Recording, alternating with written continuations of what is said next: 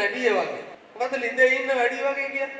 තමා අවට සමාජය පිළිබඳ කිසිදු අවබෝධයක් නොමැති වීම. තමා අවට සමාජය පිළිබඳ අවබෝධයක් නොමැති වීම. කවුරු හරි කෙනෙක් අවට සමාජය ගැන කිසිදු අවබෝධයක් නැති මිනිස්සුත් ඉන්නෝනේ සමහරලාට නේ. තමන්ගේ අවට සිදුවෙන දේවල් ගැන කිසිදු අවබෝධයක් නැහැ. පොඩි සීමාවක වෙන දේවල් ටික විතරයි එයා දන්නේ. එතනින් එහා ලෝකයක් ගැන හිතන්නේ නැහැ. අන්න එහෙම කියන්නේ ප්‍රවෘත්ති අහන්නේ නැහැ. නේ පොත්පත් කියවන්නේ නැහැ. ඉගෙන ගැනීම කරන්නේ නැහැ. ඉගෙන ගන්න ඕන අලුත් දේවල් එනවනේ ඔළුවට.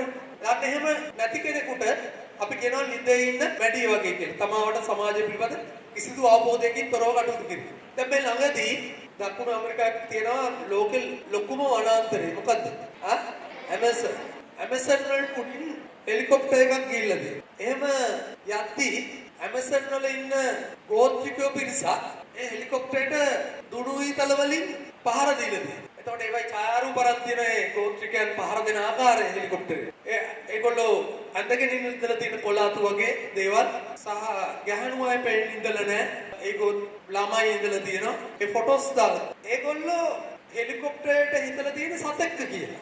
ඒක නිසා තමයි ඒගොල්ලෝ විදලා තියෙන්නේ. එහෙම ඉතින් වදින්න තරම් උඩ විදින්න බෑනේ. ඉතින් ඒගොල්ලෝ පහර දීලා තියෙනවා. සතෙක් කියලා හරි මොකක් හරි කෙනෙක් කිසි අවබෝධයක් නැතුව තමයි ඒගොල්ලෝ වැඩ කරන්නේ. ඒ කියන්නේ ගෝත්‍රිකයන් ගොඩක් නොදියුනේ. ඒගොල්ලෝ දන්නේ මේ අවට සමාජයේ මොනවද වෙන්නේ? මොකද ඇමේසන් කියන්නේ ළමයි ලොකු වනාන්තරය. ඉතින් ඒකේ ලෝකෙදී ලොකු වනාන්තරේ ඒ ඇමේසන් වනාන්තරේ විතරක් ගෝත්‍රික වර්ග විතරක් 100 ගණනක් ඉන්නවා. ගෝත්‍රිකය. ඒ කියන්නේ ගෝත්‍රික වර්ග. විවිධ භාෂා කතා කරන ගෝත්‍රික වර්ග. ඊළඟට ඇමේසන් වනේ ගවේෂණය කරපු නැති විශාල ප්‍රමාණයක් තියෙනවා. මිනිස්සු ගවේෂණය කරපු නැති, හඳුනාගත්තේ නැති ශාක වර්ග තියෙනවා. හඳුනාගත්තේ නැති සත්ත්ව වර්ග ඉන්නවා. ඇමේසන් ගවේෂණයට ලක් නොවෙච්ච.